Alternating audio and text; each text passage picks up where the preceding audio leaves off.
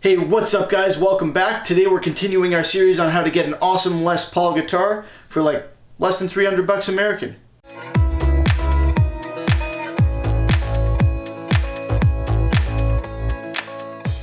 So if you haven't seen the intro and unboxing video for this series, check it out now. Also in the last video we did the fretwork because that's a really important part of making your guitar play well. As I've said before, we're keeping this one very straightforward, no special equipment required, all stuff that you can basically do in your garage. So if you want to grab one of the kits and follow along, pick it up from the link in the description below and yeah, start at the beginning of the series and we'll be at the end pretty soon. You may be able to tell from the setting that we're in that I somehow managed to lose the intro to this video, so without further ado, let's get you into the shop and get to work.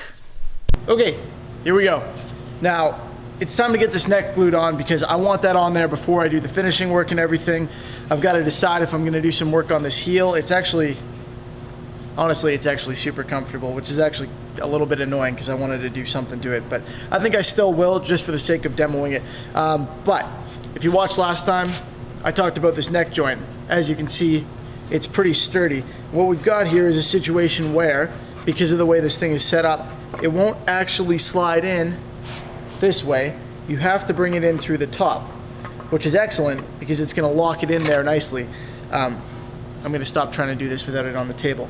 So now we gotta get this glued in, clamped in, and I'm gonna give it overnight to dry and come back tomorrow and then we'll be able to start on the rest of this. Now when it comes to glue, we got to be smart about what we use here. There are tons of different types of glue, not all created equal, okay? And they're not all good for the same stuff. In this case, I'm going to suggest you don't use something like an epoxy or a polyurethane glue because you're never going to be able to separate it. If anything goes wrong, you're kind of screwed. They're strong, they bind really well, but they're not really designed for this application. Now that doesn't mean you can't use them. I'm just suggesting that you probably shouldn't. If you want to be able to take this thing apart again, if you want to be able to heat it up and have it release at some point, but hold well when you want it to, hide glue is a very popular choice. And Bellin makes this ground hide glue that I really like. I've used it a couple times. You mix it yourself.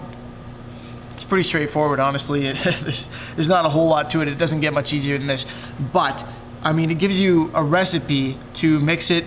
What I do generally is I usually just use it when I need a little bit of glue that I want to be able to have the option to release later or something. And I just mix it in a coffee cup, of course, typical me, with a heat gun.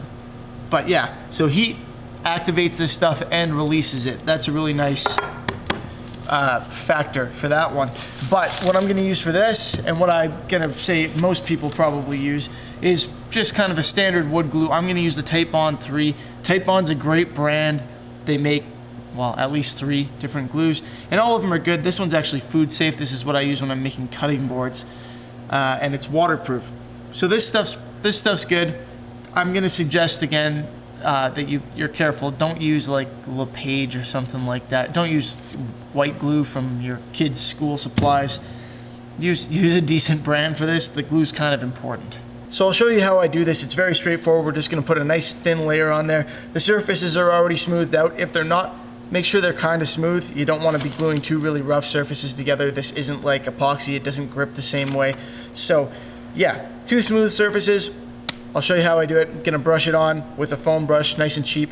Pin it in there real well. Put it under high tension. I'm going to put it under a strong tension for about an hour, and then I'm going to loosen it off just slightly and let it set for 24 hours, and then we'll come back and be good to go.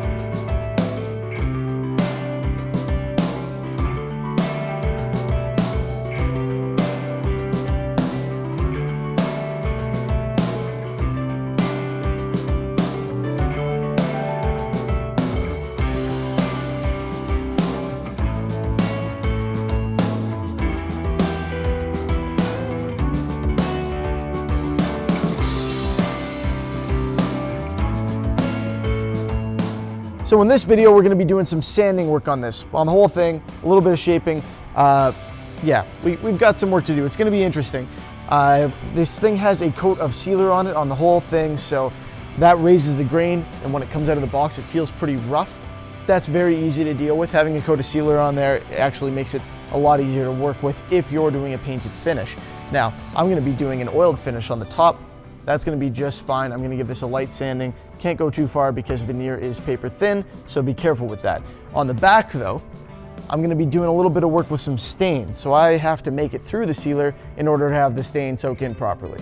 I'm also going to be doing some shaping work on the heel here, not because it's uncomfortable or needs it, but because I bloody well feel like it. So we're going to take down this corner here. This is actually quite comfortable and very easy to access, but this corner here is not ideal. So I'm going to get rid of that carefully, keeping in mind that I don't want to go all the way to this glue joint.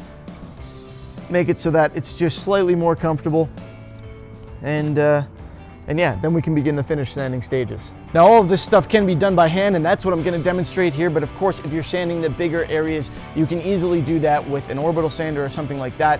And when I go to do the back, that's honestly what I'm going to be doing, but I'll show you for 3 seconds or so the hand sanding just for the hell of it. For the top, I wouldn't recommend sanding that with an orbital sander because like I said, that veneer is paper thin. And when we go to do that little bit of shaping work, I'm going to use a file for that because that'll give me more control. You can also use a razor blade to scrape a lot of areas nice and smooth. I might do some of that as well. We'll see how it goes. Let's bring it in, we'll get the sanding done, and then we can move on to something more exciting, shall we say.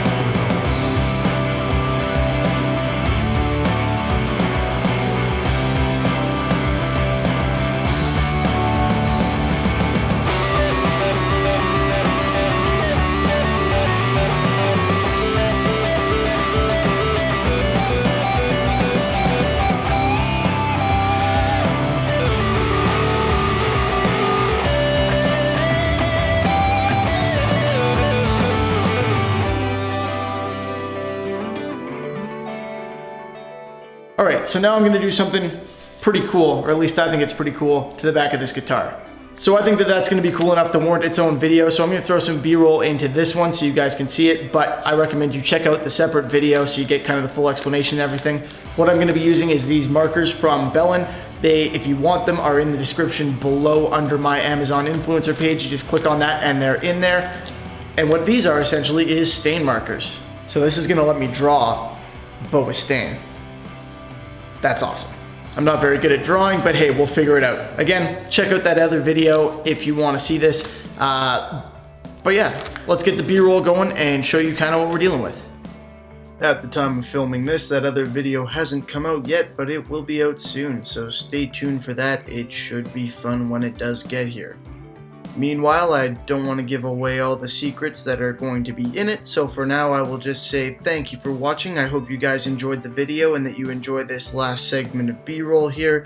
If you do want any of the stuff that I used in the video, check out the links in the description, and don't forget to check out the rest of the series. Subscribe if you haven't already, and I will see you next time. Thank you for watching, and have a good one.